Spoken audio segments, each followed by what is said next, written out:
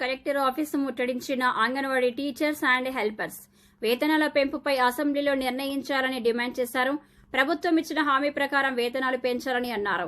ప్రభుత్వం ఇచ్చిన హామీ అమలు కాకుంటే రాష్ట్ర వ్యాప్త ఉద్యమం చేస్తామన్న సిఐటియు జిల్లా కార్యదర్శి జి సాయిలు.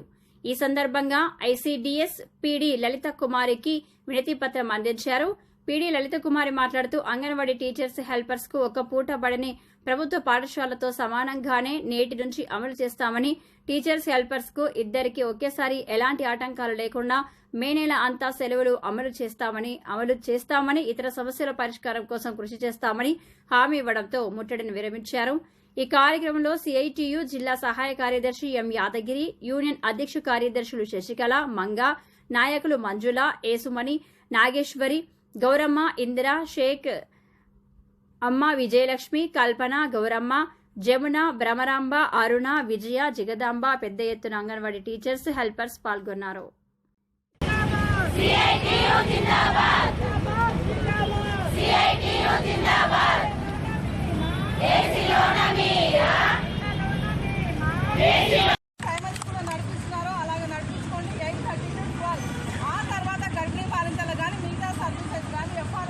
ఉంటే అది మీరు అదే ఊర్లో ఉంటారు కాబట్టి మధ్యాహ్నం కానీ ఈవినింగ్ టైంలో చూసుకోవడం జరుగుతుంది.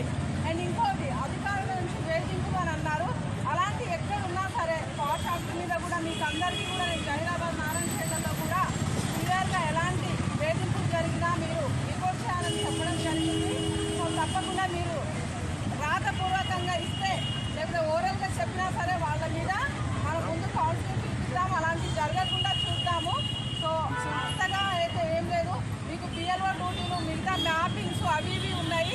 అవి కూడా ఈవినింగ్ టైంలో చేయించుకోమని ఎంఆర్ఓలకు చెప్పడం జరుగుతుంది. సో ఇక్కడ అధికారులందరూ కూడా బాగానే ఉన్నారు. ఎవరైనా ఒకరిద్దరు మిమ్మల్ని ఇబ్బంది పెట్టి తప్పకుండా మా దృష్టికి తీసుకురండి. సో ఆ విషయంలో మీ ఫ్యామిలీ మెంబర్గా యాజ్ ఏ హెడ్గా నేను మీకు ఎప్పుడు సపోర్ట్గా ఉంటాను. సో దాని గురించి మీరేం బాధపడదు. అలాగే ఇప్పుడు సర్పంచెస్ అన్నారు, నేను కూడా వినడం జరిగింది. అక్కడక్కడ ఇలాంటి ఇష్యూస్ వచ్చినాయి, మాట్లాడాము. కానీ సర్పంచెస్ ట్రైనింగ్స్లో అండ్ ఓరియంటేషన్లో కూడా వాళ్ళ విధులతో పాటు బాధ్యతలతో పాటు వాళ్ళు ఎలా నడుచుకోవాలనేది కూడా చెప్పడం జరిగింది. కానీ తీసుకోవడమే కాదు, పార్టీలకు అతీతంగా కూడా మీకందరికీ కూడా సపోర్ట్ ఇవ్వమని చెప్పడం జరిగింది. కాబట్టి తప్పకుండా వాళ్ళందరూ అలాగే చేస్తారు. ఎవరైనా సర్పంచెస్ కానీ ప్రజాప్రతినిధులు మిమ్మల్ని ఇబ్బందులకు గురైతే మాకు డైరెక్ట్గా మేము ఆ కన్సల్ట్ ఆ విలేజ్ సర్పంచ్తో మాట్లాడి ఆ ప్రాబ్లమ్ను అక్కడికక్కడే సార్ట్ అవుట్ చేస్తాము. అక్కడ ఉండేది నేను అక్కడ ఎందుకుంటా హోటల్కి సార్ రాకుండా సరే 70,000 మంది అంగన్వాడీ ఉద్యోగుల సమస్యలు పరిష్కరించాలని ఈ కాంగ్రెస్ ప్రభుత్వము 2 సంవత్సరాల క్రితము అంగన్వాడీ ఉద్యోగులు, టీచరు, ఆయలు పోరాటం సందర్భంగా మీ పోరాటానికి మేము మద్దతు ఉంటాం. మేము అధికారులకు వస్తే ఖచ్చితంగా కనీస వేతనము, ఈఎస్ఐ, పిఎఫ్, ఉద్యోగ భద్రత, అట్లే ప్రభుత్వం పరంగా అన్ని రకాల సౌకర్యాలు కల్పించి మేము ఆదుకుంటాం. మీరు మా కోసం ఆలోచించాలని చెప్తే టీచర్సు, ఆయలు, వీళ్ళ కుటుంబాలు పెద్ద ఎత్తున కాంగ్రెస్ ప్రభుత్వానికి బ్రహ్మరథం పట్టిన పరిస్థితుంది. మరి ఆ రోజు టీచర్కు 21,000, ఆయకు 18,000 రూపాయలు, రిటైర్మెంట్ బెనిఫిట్స్ టీచర్కు 2 లక్షలు, ఆయకు 1 లక్ష రూపాయలు, చనిపోతే అంత్యక్రియల కోసం 50,000 రూపాయలు, అట్నే సెలవులు, ఇతర సౌకర్యాలన్నీ అమలు చేస్తామని చెప్పారు. మరి ఇప్పటికి 2 సంవత్సరాలు దాటింది. అనేక సందర్భాల్లో మంత్రివర్యులు సీతక్క దృష్టికి తీసుకెళ్తే రేపు మాపు జీవో వస్తుందని చెప్పేసే పద్ధతిలో కాలయాపన చేస్తూ ఉన్నారు. అందుకే మీరు ఇచ్చిన హామీని వెంటనే అమలు చేయాలని చెప్పేసి ఈ 16వ తారీఖు నుండి అసెంబ్లీ సమావేశాలు నడుస్తూ ఉన్నాయి. మొన్ననే 3,24,000 కోట్ల రూపాయలు బడ్జెట్ పెట్టారు. దాంట్లో ఐసీడీఎస్ ఉద్యోగులకు సంబంధించిన వేతనాల పెంపు కోసం కానీ, ఇవాళ గ్రాట్యుటీ కోసం కానీ, రిటైర్మెంట్ బెనిఫిట్స్ కోసం కానీ ఐసీడీఎస్కు నిధులు పెంచిన పరిస్థితి లేదు. ఇది సమంజసమైనది కాదు.